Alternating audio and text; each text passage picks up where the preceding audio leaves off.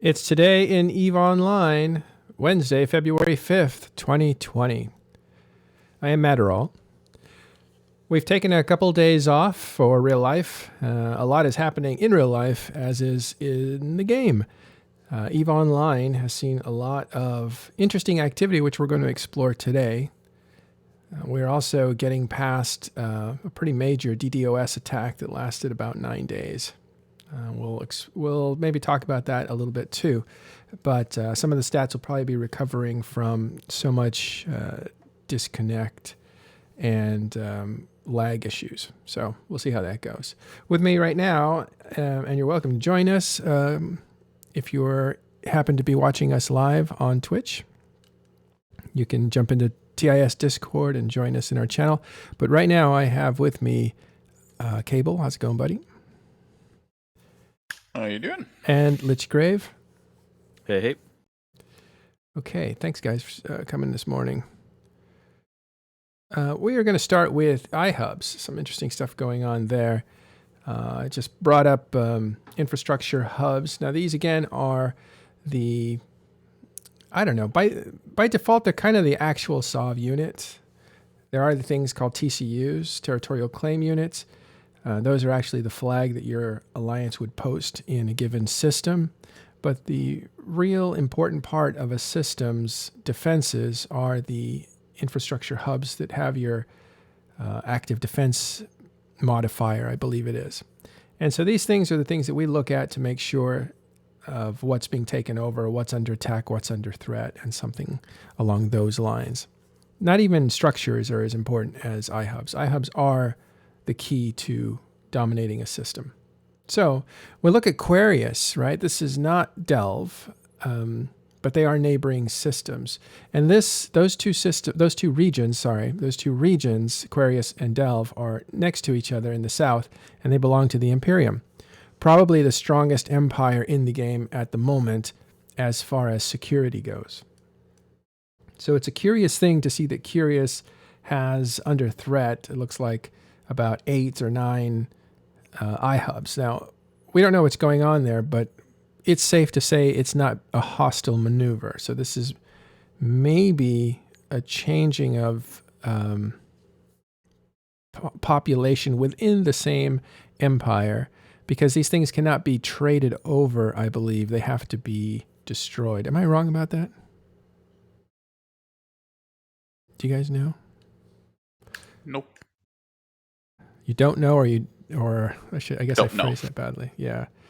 There's something to, and I could be wrong, but I don't know if you can just hand over an iHub to a different corporation or a different management group.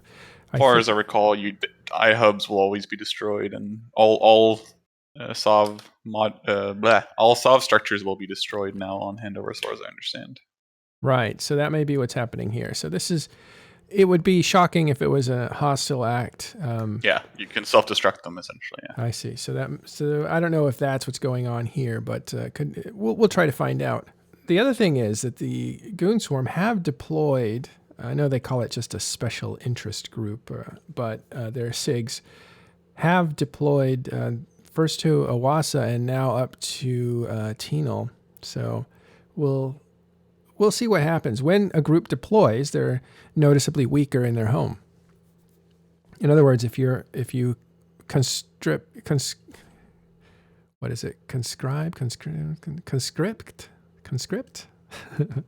yeah, conscript.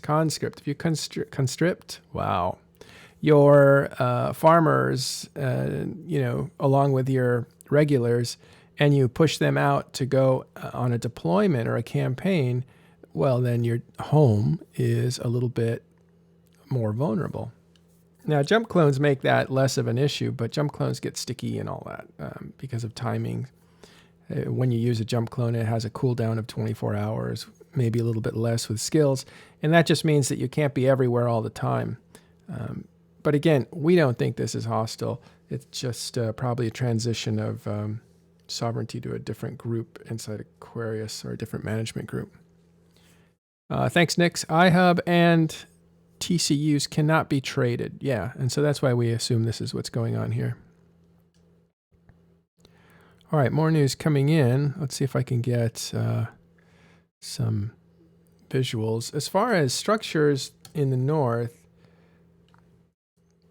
we've been reporting on for the last week a system. What was that system called? Let's go to .lan and look at Tenal. And you can't see my mouse, but what was it? HZ3 or something? I should know this. HZ. H3Z. Well, it's not Tenal, I need Venal. That's it. These twin regions. Talking about the Keepstar. Yeah, ZD3. the Keepstar. What was it? ZD3. ZD3. Thank you. Who's in here with me now? Orion. Oh, cool. Thanks, Orion. Yeah, man. Were you on that Keepstar kill? That just went down today.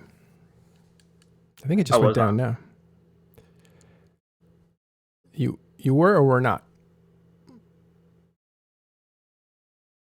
Orion, you were? He wasn't. I was not. You were not. Okay. All right. So I'm just getting the information now. Keepstar down. Oh, it's in public here. Yeah, Keepstar's dead. In Tenal, ZH3. Thank you. ZH3. I'll find it here on the map. Struggling to find my headset, sorry.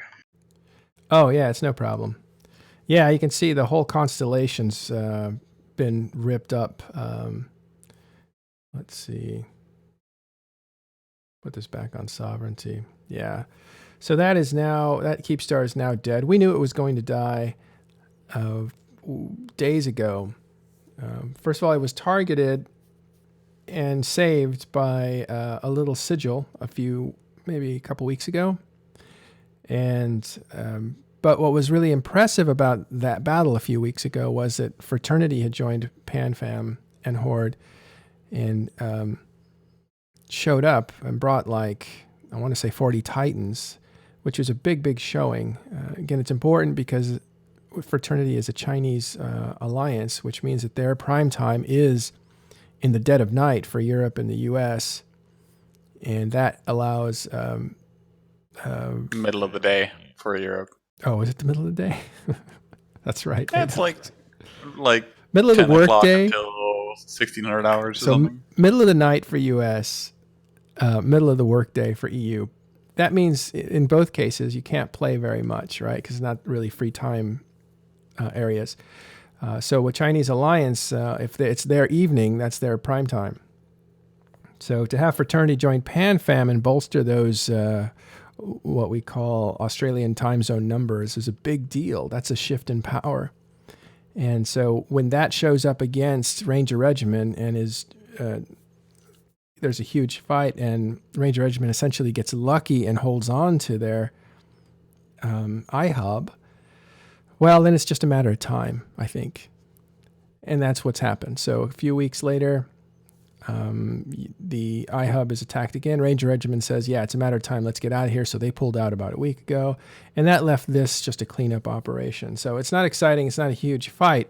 But what's interesting about it is there's a power shift that's happening. And that power shift is moving away from Dead Coalition, or GOTG, as they were called a long time ago, into PanFam, or PandaFam, as it's called now. Now, why is that a big deal? I think the game is changing in general, but this is the first major sign of it. This may be a shifting away from Sword Dragon, who's a leader of Dead Coalition, being a powerful player in the game because he used to own Australian time zone. He could keep his people defended by putting all the timers to Australian time zone since he lives there. I think he's English, but he lives in Australia. And for a long time, that allowed him to broker a certain amount of power because he could attack at a time when everybody else was not able to play. But if he loses his power base, which used to be, I don't know what it used to be, Russians actually, it used to be Russians. Then it shifted over to Chinese and Siberians. I guess they're Russians too. And so that's the coalition he's kind of put together over a long period of time. We're talking since 2014. So to see that kind of start to break apart, I think will diminish him in options, which diminishes him in power overall. It's an interesting change. It's happening slowly. We did get some kind of a message here. Let's see. We kidnapped a messenger and read his message from Horde. And Horde says, let's see. Yeah, so let's see if I can read this out. It's a message from the leader of Pandemic Horde. This is from Gobbins. The hostile Keepstar is dead, boys. Excellent work for all those that participated. This is an important moment at the current juncture and manifestation of a shift of power within the CN time zone and Eve. I believe CN is for Chinese. For the past years, GOTG Coalition could count on having the strongest Asian TZ time zone in the game. That used to mean he had an advantage to survive invasions. Consequently, during the past 1 to 1.5 years, a lot of diplomatic efforts went on by all sides to secure a greater share of the Asian time zone players already existing on the server, and the new ones joining from Serenity. So there's new players. I'll stop there. So there were already players, Chinese players playing Tranquility. That is our server. It's like the one true server. And Serenity was a second server in China that was specific only to China because of certain regulations that China had, I believe. But Serenity closed down and has been unable to get back up. That means that the Chinese players that played on Serenity really don't have any options to play EVE Online unless they play Tranquility. So over the last year, we've seen them, some of them, slowly migrate over to EVE Online. Maybe other guys just started playing something else, but that's what he means by players who were already here and then players who migrated. Funny enough, Naros, the leader of Fraternity, the group that we talked about a few minutes ago, has never played on Serenity. He's always been in Tranquility. So there's that. Okay, going back to this state of affairs here by Gobbins of Horde. This is where I believe a big mistake was made by GOTG. Should I read all this? I don't know. Do you guys find it interesting? You tell me.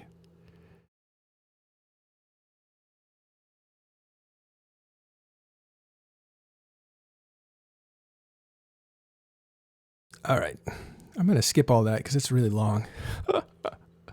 I will publish it, or it will get published. You'll probably see it on Reddit somewhere. But what I wanted to point to was, and he goes into some of the political and diplomatic things that have happened. I know that sounds really interesting, so I will maybe just read it. It's long, so I don't want to take up all the time reading it. So I will probably just read that and post it separately. And the point of it is, the initial part of what he said was, this is a big shift, and I believe he's correct.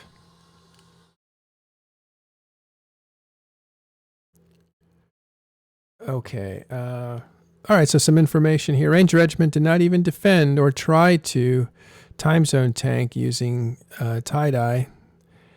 It never worked and was great to watch. They killed it, the Keepstar, on the last minute before downtime, no explosion, sadly. Well, that must have been dramatic, right before downtime, to have it destroyed right before downtime.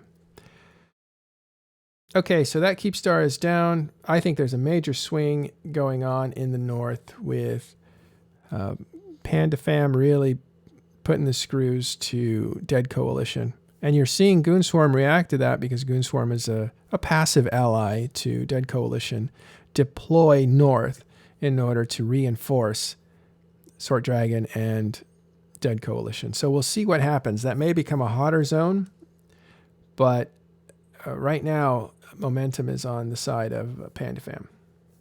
Yeah, I don't think they're really serious about it just yet. They only brought regular capitals, so I don't know. They're not being very effective early on. They've had some pretty nasty fights where they've had heavy losses, and most of their structures they've tried to anchor so far we've killed off with no resistance. Yeah, okay, so this is Orion from Pandemic Legion. They're off to a shaky start if they're coming. I kind of feel like they're playing it off as like, well, we're just going to have some fun. It's not very important to us. If it happens, it happens. Let's just go up there and. Yeah, that's the feeling I'm getting. You don't bring typhoons if you're being serious about something, I think. Right, like they haven't really scrambled their honest efforts. Here's the Keepstar being assaulted. I have some pictures. I'll just put that up.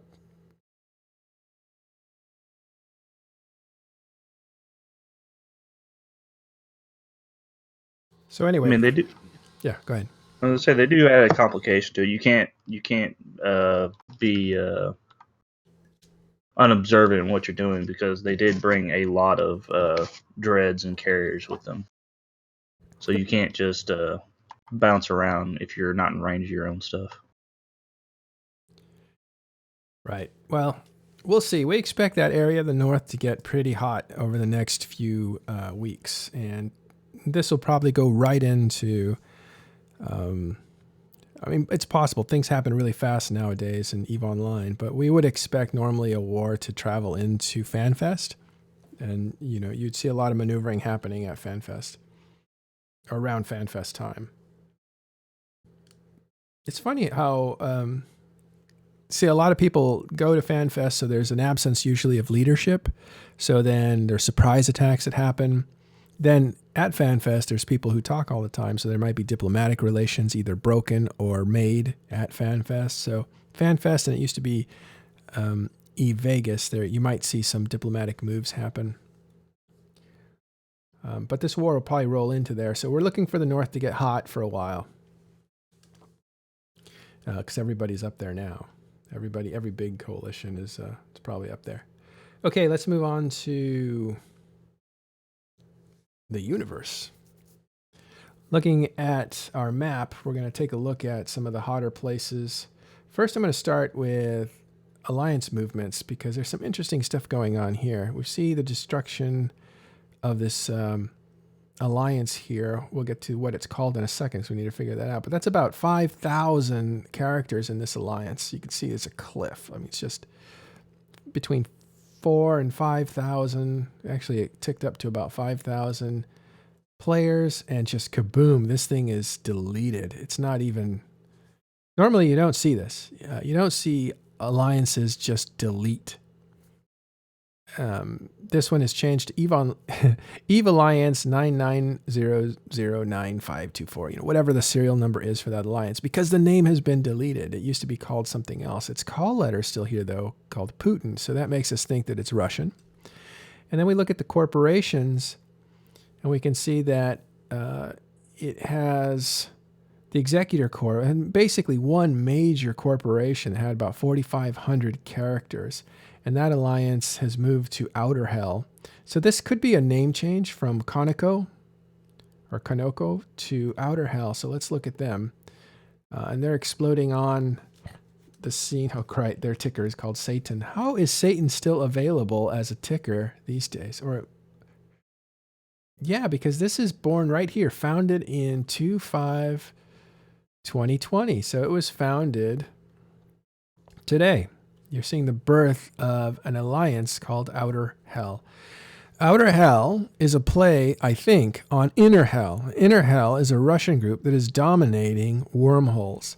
So I wonder if there isn't some relationship between Inner Hell and now Outer Hell, which just has all of a sudden 4,500 people in it. That's huge. Well, this could be another wormhole group, right? Weren't you saying, Lichgrave, that you thought Conoco was a wormhole group? Yeah, they sounded familiar, and looking at the corp descriptions, they talk about C5. So that's wormhole space. We can also look into them by, first of all, you read their description, and you can see what they might have said. In this case, it doesn't say much. You can follow links. You can get information that way. But what I like to do as well is go to their kill board. So we'll go to kills here. This may take a second to populate. If you follow their kill board, it's like looking at an ancient animal that you're trying to figure out what it is and seeing what it ate. and then you can kind of tell what it was. You still have that picture covering what you're looking at. Oh, 1 second.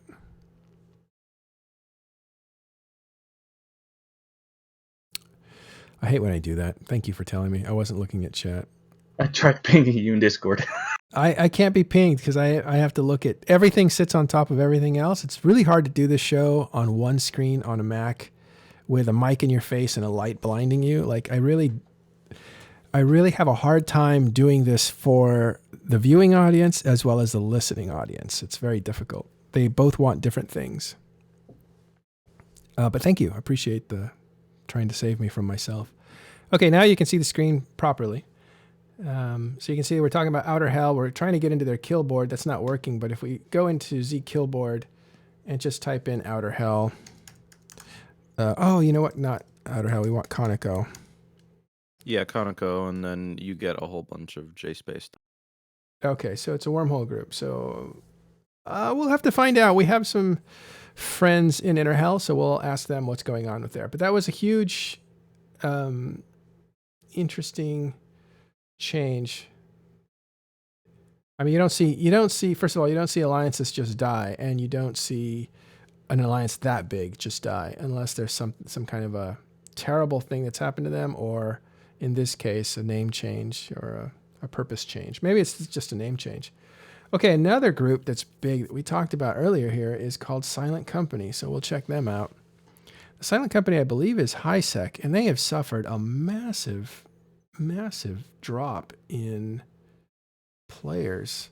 It could be inactives being kicked because this is a HiSec corporation, but let's look into their corporations and see what happened. If we take these corporations and order them by the latest to leave under former corporations, we can say, when did they leave here? And so just the beginning of February here, we had about 6 or 7 corporations drop out. But the biggest one here is the main corporation, Strategic Exploration and Development Corporation. Had about 9,000 characters in it, and that seems to have left, and I think rejoined. I think that's why you see they left here. Under the left column, there's a date, which was just a couple days ago. And then the Alliance now, you can see they rejoined here. So I think what they did is they purged all the corporations and then either merged into one and jumped back into their alliance, or this looks like a purge, basically. Whether it was friendly or not, we don't know. But it could be a lot of dead weight. But all these corporations are now just thrown out. So we'll have to figure that out. We had heard that, and I need to investigate this. I don't really know, but we'll have to see if this was a scam of some sort. We've heard rumors that this corporation is actually kind of a scam. So what you might have seen is it's just kind of throwing off some of the dead weight around it of people who no longer want to be affiliated with it. Or I don't know. We have to find out. But this is very unusual too. That's why it popped up on our radar. And then you see some more typical activity here with Pandemic Horde losing about 600 characters, Test losing about 140. And I think about a third of that 600 that's left Horde is just a corporation that left. Okay, so that's what's going on in alliances. I want to look at in the future, there is some interesting stuff that's going to be happening, and this will have an impact on EVE Online, and that is, where did the Chinese corporations end up? Because there is a lot of pressure on Ranger Regimen, and always there's natural decay. People want some stability when they play the game. So if your alliance can't protect you and can't protect your stability to play the game, to go out and to harvest and to build stuff, and if they can't defend you against that, or you lose confidence in leadership, then you're going to bolt on your own. But also, people at this point are reaching out to you, if you're the leader of a corporation, and saying, hey, we know you're having a hard time in that alliance. You guys are under attack. There's a lot of pressure being put on you. Why don't you jump over to the winning side? So I'm looking for corporations from Ranger Regiment that move over to, say, Fraternity, or to V3 or VVV, and or Triple V. We'll call them. It was Triple A, so we'll call these guys Triple V. to see if they jump over them. Those are both Chinese alliances, both Chinese options, MSN as well as a Chinese option. And we'll see like if people want to stay in the areas that they're at now with I would think you'd see different some go leadership. to Mango. Well, only if they want to continue to fight on the same side. But if they want to stay in the region where they have their stuff in the north, they're going to maybe flip sides as opposed to stay on the same fighting side and move all their stuff south to where Army of Mango is. What do you think? I don't know. I don't know those groups very well enough to know if they would be one to flip sides easily like that. Yeah. So anyway, that's where I want to look. I want to look at Chinese corporations in the future from the north among those 4 major Chinese groups. I think there'll be a lot of stuff there. Okay. And turning to comments here, Outlaw always says, I can explain what happened there. Okay. So he's talking about, I think, Silent Company. And this is interesting. I'm going to read it to you and learn it as you learn it. They got war decked even though they had no structures. Well, that's interesting. I don't think that's possible, but okay. So they threw their members out so they wouldn't have to deal with the war. Well, that's interesting. Yeah, I should have an interview with the CEO. So we will set that up. We'll find out about these guys. They're too big to ignore. They're huge. That's as big as Brave was a few years ago when Brave was at its peak. So that's huge. Yeah. So we'll check that out. All right. We'll tell one of our producers to track him down and get him on the show. All right. Looking over at Sovereignty,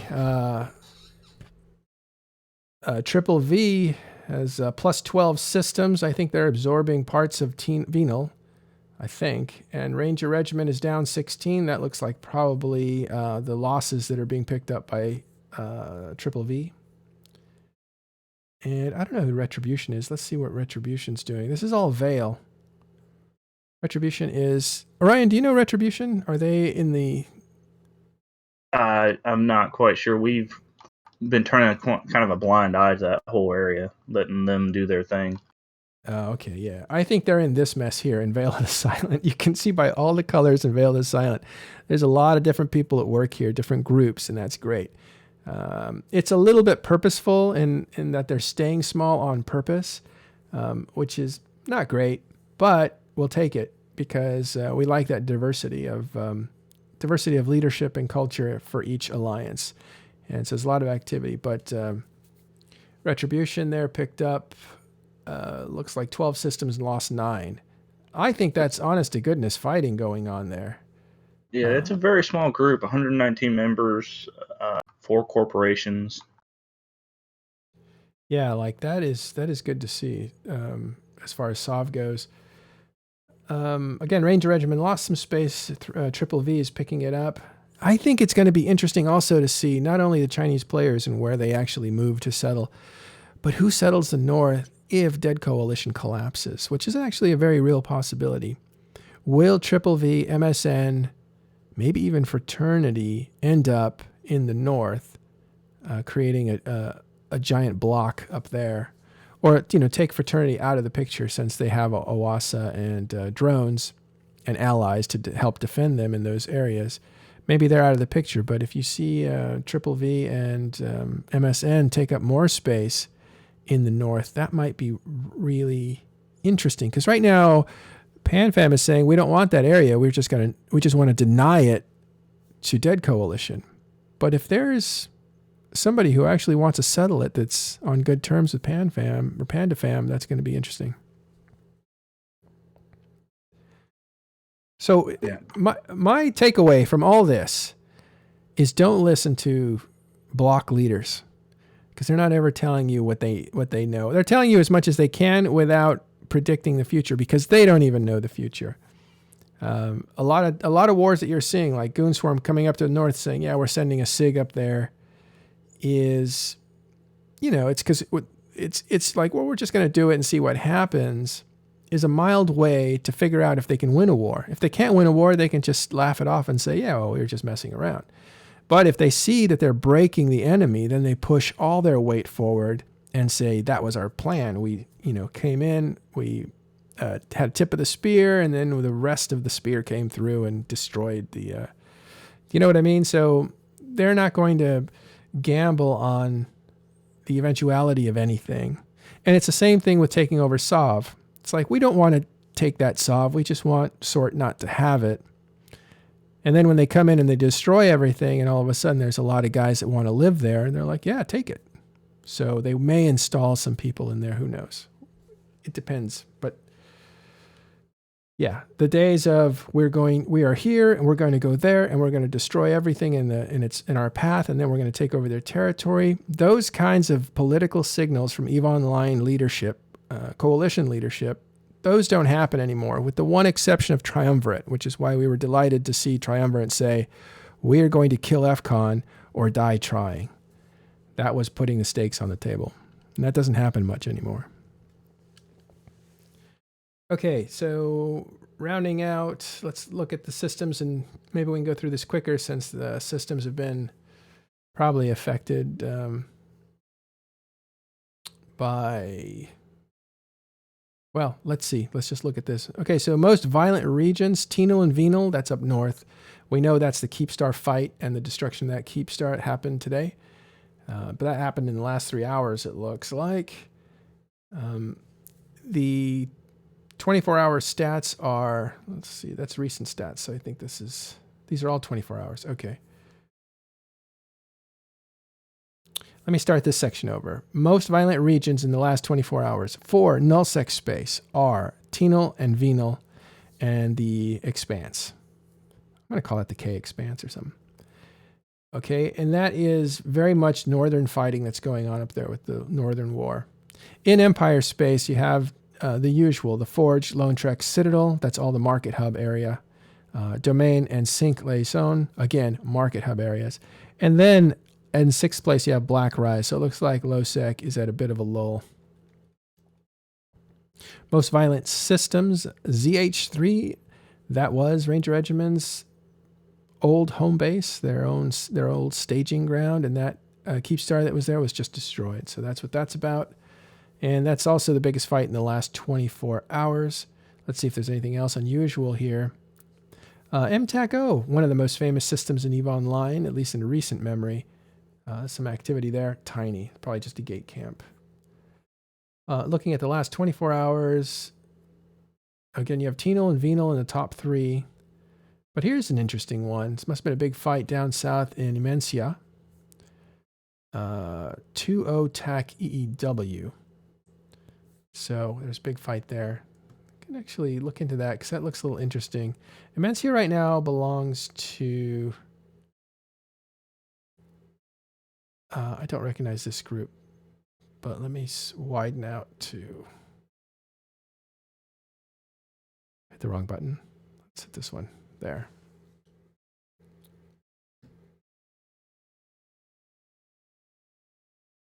All right, here's the spike of the big fight. Looks like maybe 500 people were destroyed. Oh, those are NPCs. Where's the fight? Here it is. 200 people destroyed in the last... Yeah, there's some kind of fight there. We can dig into this if we go into kills. This link doesn't work very well, so I'm going to capture the system. I'm going to go to zKillboard, type in the system manually, and here it is. And let's see what's died there. So it was a capital fight, it looks like. Oh, it's Volta cable. Did he take off? Oh, Inner Hell. That's a little puzzling.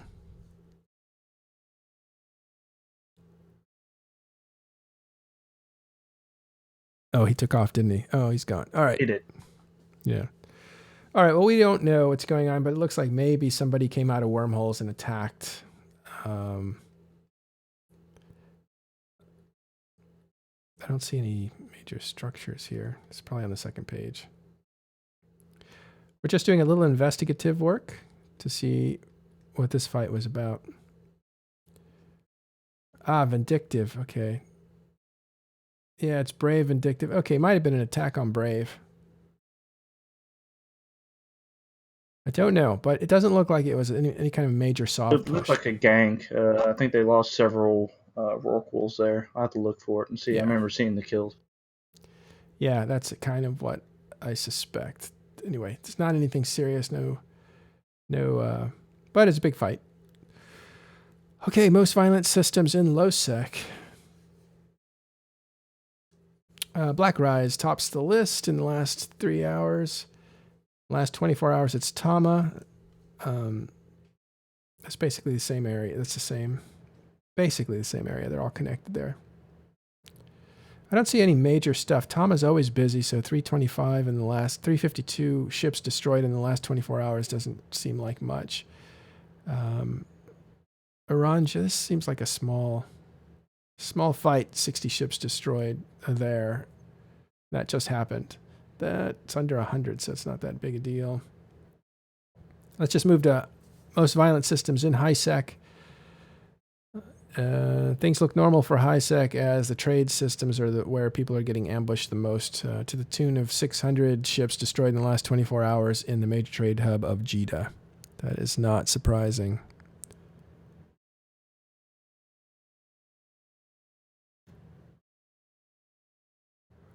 Okay. And just getting some messages here.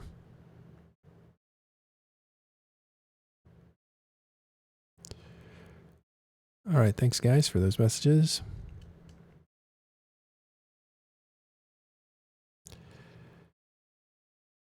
Most active systems. This is for farming, so when people are basically ratting and stuff. And so I want to look at this because I think it's important and will stay important over time. You're going to see drone regions being the most active ratting areas. And this traditionally isn't a big surprise, but the populations that live there now have completely changed. It used to be a Russian area that nobody really messed with, so it didn't matter much that Russians were destroying things all the time. But now it's PandaFam, basically, and they are in major competition with the empires of Legacy and Delve, Imperium, I should say. So Legacy and Imperium. So it's important that if they are making a lot of progress with money, then they're able to build an arsenal that can match. It just depends if you have the people once you get all the money. And so that's interesting to watch there. And you see Paragon Falls there. You see Cobalt Edge, you see Owasa. Those are the top 5. The 5th one being Branch.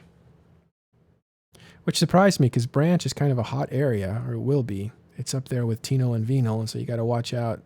You got to watch out. You're out there shooting NPCs that you don't get run over by the invading forces of PandaFam. It's awkward to move around there, so it's not as easy to drop on things until you start kind of staging in that area. Yeah, you're too far to strike it, and you don't roam into it at this point. I haven't much lately, but again, since the DDoS, this is today was really the first day I've had no real issues on a fleet. Besides the chats not wanting to load initially when I first come in the game. Yeah. I think we're over the DDoS, though, right? I think we're at least on the other end of it. I know there's some folks still having some minor issues, but I think it's for the most part over. Let me knock on some wood here. Yeah, so that's where we're moving to next. Let's go to news of the day.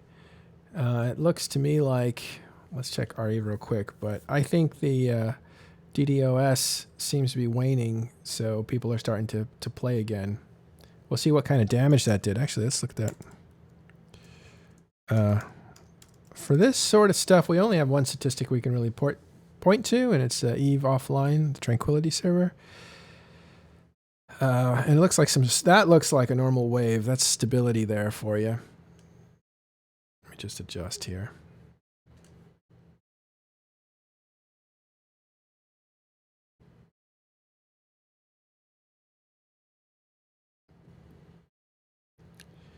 Yeah, that looks very normal. Let's compare that to a few days ago. I don't like the way this maps at all. This is the best we can do. I think yeah, that's the best we can do. You can just see these terrible drops of population here. That's when people get mass disconnected. And that instability breeds an overall dip. As you can see, before this, we're up to 30. That's huge. 36,000. That's just huge. What a huge number for EVE Online lately. 36,000 players on the 26th. And then we're going through several days where it dips down to, well, that's not a big drop, is it? Yeah, it is 23. So that's about 13,000 person drop in concurrent players, right? The rolling players much higher than that, but concurrent players is what we're looking at here. And yeah, so stability has come back, but at a cost, because now we're, looks like we're back down to 25,000. Let's go to the last 36 hours.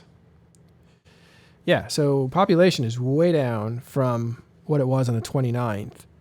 And that's too bad, because that's, what, like 9 days ago, and that's a 10,000 concurrent player difference. So that's a big deal. But it is stable. We haven't really seen a post either saying, hey, it's all fixed yet. So I'm thinking there's still folks probably sitting waiting for that answer. Right. I mean, the last post I posted in the Discord there, the Tranquility Connectivity Issues mega thread, and the last post was from the 5th, which is today, and it says there's been markedly improved, but still under threat. Yeah. Well, it's nice to get past DDoS attacks. I think we're finally on the other side of it. In fact, we'll call that we'll call that the episode on the other side of DDoS. All right, new podcast out, a new episode from the podcast Less Than 10, so check that out. Time to kick over sandcastles. You can see that's the destruction of ZH3, I believe. The Keepstar there. And so that's all I see for Tweet Fleet. All right. Let's see what the latest videos are.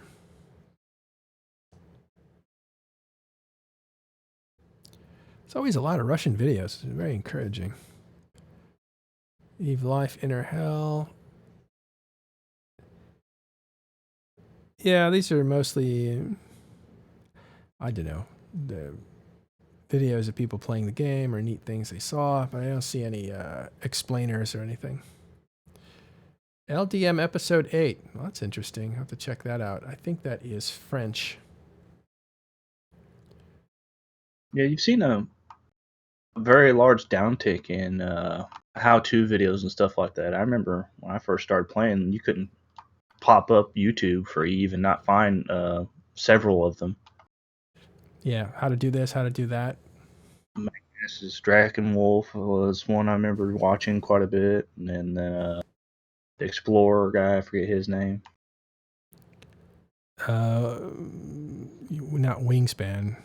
No, it was before him. I have to find it later, but he deleted all his videos or something like that, and then he came back for a little bit and then gone dark. An Explorer? Oh, I don't know who that is. So it's Explorer Log. That's what the series was called. I'll pay more attention to that. So, a comment from Twitch. I hope the responsible parties for the DDoS spill their first ship of coffee every day for life. Their sip, okay. Ship actually means something. All right. Thanks for that. Johnny Pugh. Oh, Johnny Q. Johnny Pugh. Pugh, yeah. Is that the Mr. Livingston guy? Yeah. Yeah. Sir Livingston. Sir Livingston, that's it. Yeah, he's still around, I think. He's come around, but I don't know where he is these days. All right, explain the War Deck exploit. very curious about the War Deck exploit that WeAre4 is accused of. Oh. Wait.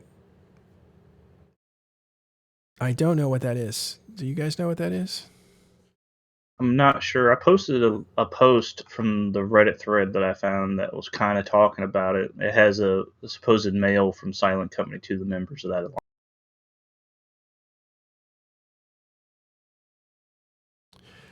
Okay, quick note from someone that knows Pandemic Horde. The actual purge was just inactive so they could make room because their corporation is already filled up. So it was really just inactives leaving. Okay, I want to answer that question. I don't know the answer to that question. Let me see if I can find someone that does.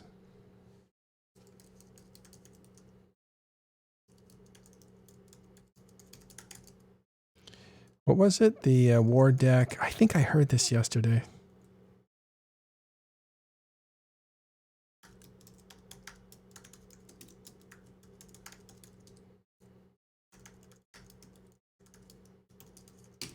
Let me ask the crew inside of TIS if they know. Got a lot of different expertise in there. They can't all be on the show daily because they have things to do, but I can ask them and they can answer on their phone. So we'll see if we get something there. I do remember listening to someone talk about War Deck mechanics. There's some interesting stuff that's happening. I can't actually talk about it because they are exploits. I'm not allowed to talk about exploits and how they work because people will use that knowledge and exploit stuff, and we get in trouble for talking about that kind of stuff. But when CCP says we've fixed an exploit, then we can talk about it.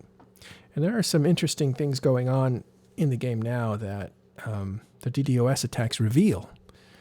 And that's what's interesting is when you have server stability kind of breaking down and different parts of the game breaking down, you can see where the seams are in the actual game. And it reveals theoretical exploits when you look at it, when you look at what's going on. And so when you look at those theoretical exploits, then you would talk to CCP and say, hey, isn't this possible? And they will say, no, because we defend against that kind of an exploit this way. But sometimes they'll say, oh, thanks for finding that. And then they have to fix it, and then you can talk about it. So it totally depends. All right, well, no answer yet on how that exploit works. It's a War Deck mechanic exploit. I did hear something about... Well, the reason this question came up is because we saw a huge group in HiSec, right? Like 10,000 characters in that group with various... with one major corporation, but with various other corporations. And they were war decked without having a structure, which is against the rules. So obviously there must be some kind of an exploit if they were able to be war decked while not holding any structures in their possession. And I think that's what the question is. And the reason I can't answer it is because I don't know the answer to that.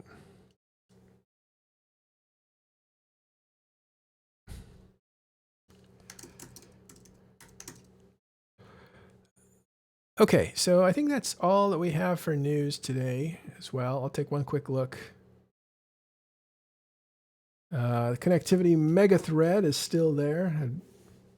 No way, is that how many replies it had? That's gigantic. Oh my God. What is that number? 47,000? That can't be replies. That's crazy. I don't know what that is. That would be astounding.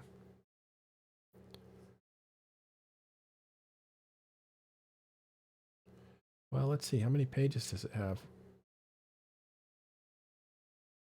Yeah, that's more like it. Like 1,700 comments in that thread. That is a big thread, though.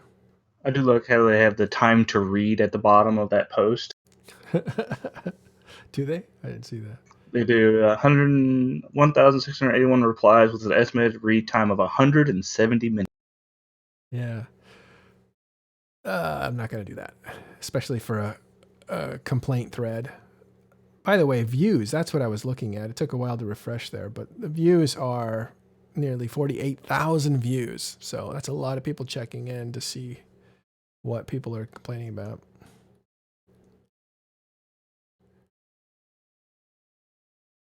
All right, should look at this before I start the program to see if there's anything I want to stop on, but I don't see anything here that's out of the ordinary. You have sales of things and a couple inquiry threads and stuff like that. It's the usual fare for EVE Online. I think EVE forums are, well, there's a distinct lack of community cohesiveness in the forums. If you're playing EVE Online and you go to the forums and they feel relatively light and pedestrian, it's because the core of the players that razz each other and talk to each other, and the names that keep coming up, and the good posters and the bad posters, all those guys spend a lot of time on different mediums. One of them would be Reddit or EVE. Another one you'll see in various Discords, see thousands of people in Discords associated with EVE Online. And that's where a lot of that culture is moving towards. It's the immediacy that people want. It's a river of information as opposed to a posting board, as opposed to a well of information.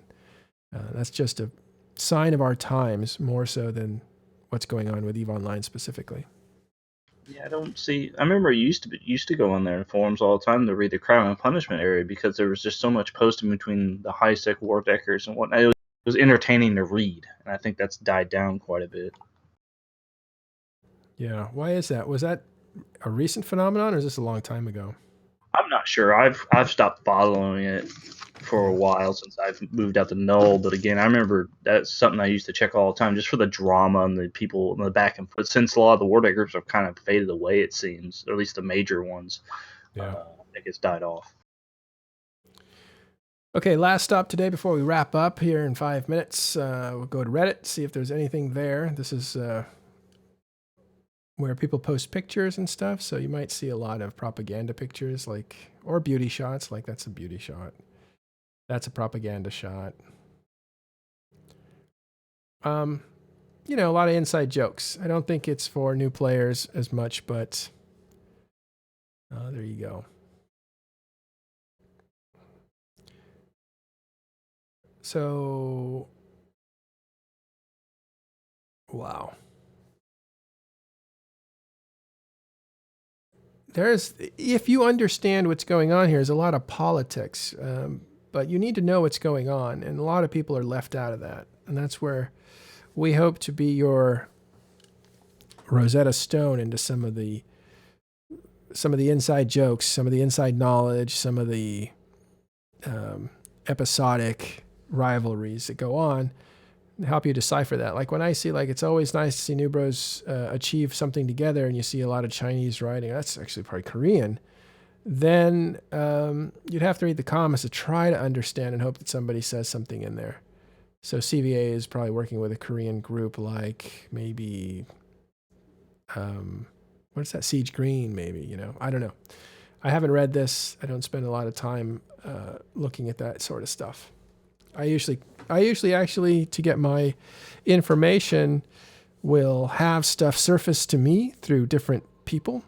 And as it gets surfaced to me, I check out the validity of it with the actual people that supposedly said the thing. So if something were to come up about NC. Then I would just write NC.'s leadership and find out if this is true or not, and then I can verify that it is. Or in most cases, I can write just about anybody in the game and say, is this true or not, whether it be fraternity or initiative or whoever. And that allows me to kind of not have to deal with most of this kind of stuff where I have to decipher what's going on. The problem is when you're dealing with people, you end up not getting all the details from all the little things that are happening in EVE Online. You kind of just stay on top of the themes, and that is not great because we want to show the diversity of EVE Online. So I rely on other people to surface and to explain news that's happening in all parts of EVE Online. And that's why it's not the Matterall Show or Matterall Streaming. It is Talking in Stations, which is a much more robust group with a lot more feelers out into EVE Online to see what's going on. And together as a group, we try to surface as much information, as much correct information to the listeners as possible. And that's the whole idea of this enchilada. All right. Okay, this was a D-scan for the Keepstar. We're going to look at that real quick.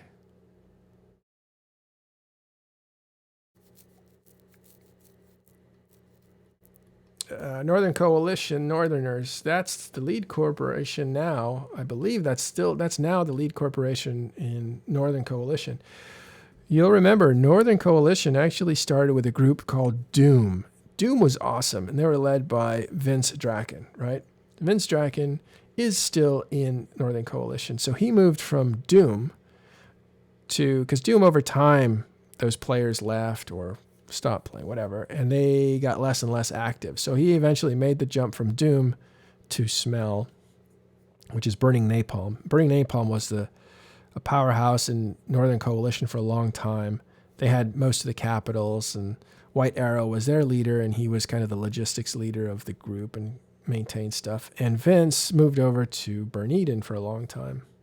Sorry, not Burn Eden, but what's it called? Napalm? Anyway, Smell.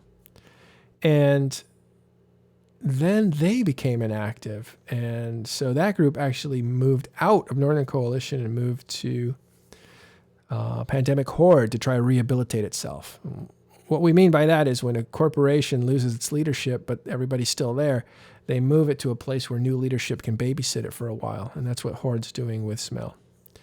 And then you have Vince Draken leave because he's going to stay in Northern Coalition, obviously. So he moves to the Northerners. And the Northerners now become, because Vince is there, the lead corporation in Northern Coalition. There are other groups like DICE, Destructive Influence, that have been there a long time and have a lot of people and have Lady Scarlet as their leader. And so she runs a lot of the money making. She's the business manager of Northern Coalition. So that's an important corporation inside of there too. And then you will have other corporations like a Burn Eden that's smaller but has a lot of FCs in it. Nowadays, I think it's Sinners or something. Sins, I forget.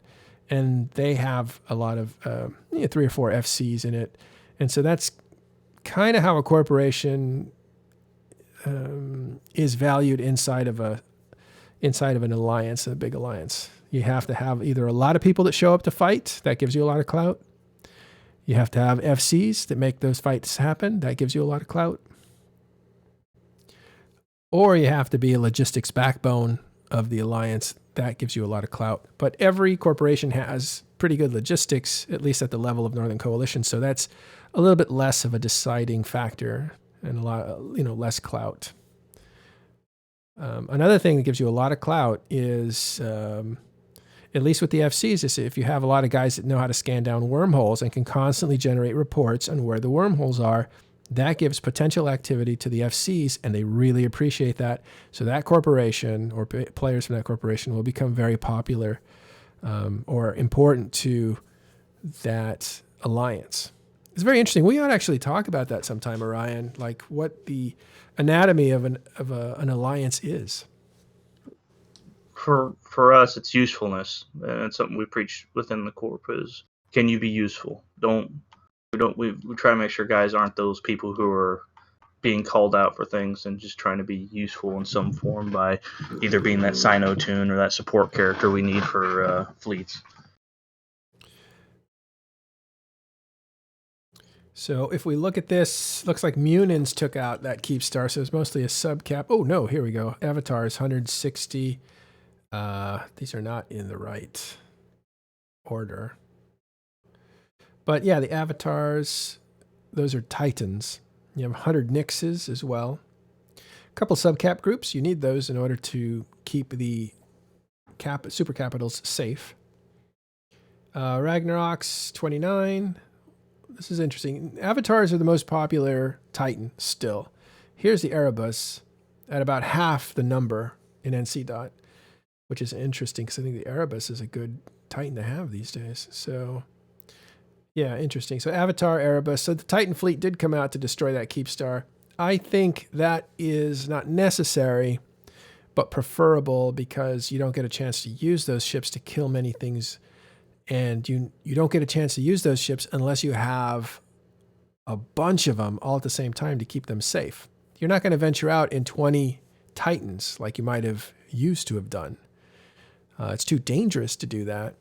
So really, you only want to take your Titan out when 100, 200 people or other Titans are going out. So it's safety by numbers.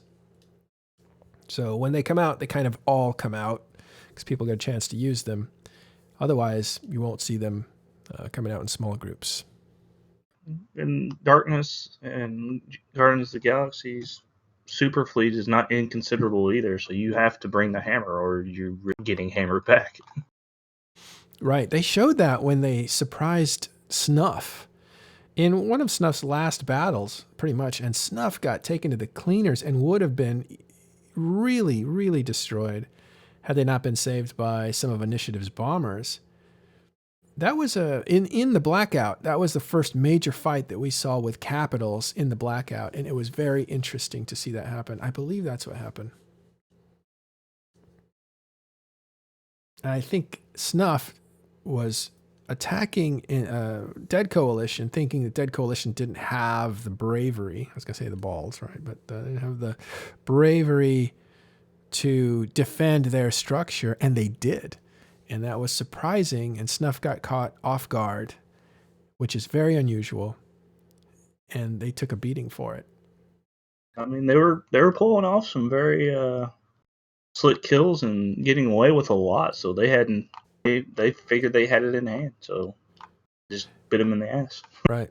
And that's what you mean by a small group of super capitals can be overwhelmed by Dead Coalition's super capital fleet, if they decide to deploy it. Okay, interesting. Thanks for that. Well, anything going on with you, Orion, that you could tell us about, or are you just taking it easy with all these disconnects? Well, I wasn't really wanting to take it easy. I just couldn't literally log in for days, and when I did, it was like I was like at max percent tie-dye, but everyone else was fine. Like I would jump a gate, the system would load on local, but I wouldn't jump the gate for another 30 seconds. So it was pretty bad today. It was the first day for me that I could actually log in and not have any significant issues at all. And I'm off for the rest of the week because I'm on leave, so I'll actually have some time to sit down and play and jump around a bit. You make up for some lost time? Maybe. I need a rat. I'm broke. How broke how broke are you these days? Like a person, what is broke what constitutes broke these days? Well, for me, like right now, I can't. If I wanted to buy a dread or two, or any capital of note, fit or not, I couldn't readily do that without having to shift through stuff in places and selling. That's broke to me, at least in my realm, dealing with these larger blocks. Like no one should really be broke in that sense, but I don't like the PvE or rant at all. I usually just, if I want to do something, this is my only real hobby, so I'll toss some money in to do some real life stuff. I haven't been doing that a lot, so I'm being a penny pincher in Eve, as is the case right now. It's actually a much better if you can. The transition of money into the game is actually the most economical way to get time and resources. If you think about it, working 1 hour, you make so much money. Depends on who you are. But you take that money and you put it into EVE Online, it would take you 2 or 3 or 4 hours to make the same amount of money that your actual money could buy in the game. So yeah, it's no question for me. I would rather, if I am able and have the money to put into the game so I can have the IS to do what I want, that's what I'm going to do over trying to rat, because the time there, I'm not having fun when I'm ratting. It's just the grind. Yeah. Some people like it. Some people enjoy it, and the money's the byproduct of it. But if you're doing that to make money so that you can play the game, you're actually wasting more time than if you were just to spend money. But money and time, that relationship is a tricky one. People have money and don't have any time, and some people have no money and a lot of time. I also think it's where I am. PL is not a very crabby group, as in there's not groups of us hanging out ratting and hanging out together. I think some of these other larger groups and a lot of high sex where I've had the most fun ratting and mining, you hang out with folks and you talk, and that's where the fun and willing to do that stuff. When you're in these PvP groups, that doesn't happen a lot, so that's not where you find your fun. Right. Makes sense. All right, cool. Well, good luck finding money. Yep. Wow, I'll be all right. But yeah, I'm here the rest of the week, so if you ever need anything, just hit me up and I'll be around. Yeah, we'll probably finish out the week. Last 2 days, there's been I had early meetings at work and some complications in timing, so I wasn't able to do this, but we'll probably finish out the week this way. Some good stuff happening in my own life. Politically, I always do this at the beginning of the show. I'm doing it at the end here, but politically, to mark time, this is the day after the President Trump's State of the Union, which was a raucous event. Our politics in real life in the United States are just really contentious. That's the best way to put it. Today will also be the day that Donald Trump gets, he doesn't get removed by the Senate. I don't know if that's an acquittal or not. I don't know if they technically call it an acquittal because a lot of people are saying he did the crime. It's just not important enough to remove him. So I don't know if that's an acquittal. It's more like, I don't know, like a shrug, like, I don't know, doesn't matter to them. To me, I have strong opinions about it, but I won't put those on you guys. I just want to say thank you very much for watching the show today on this historic day after, and we'll look for more EVE Online tomorrow morning. I'm going to transfer you over to somebody who's really great to watch, Torvald Uruz. He's also a very nice guy, lovely wife, lovely guy. So watch that, and we'll see you tomorrow on Today in EVE Online.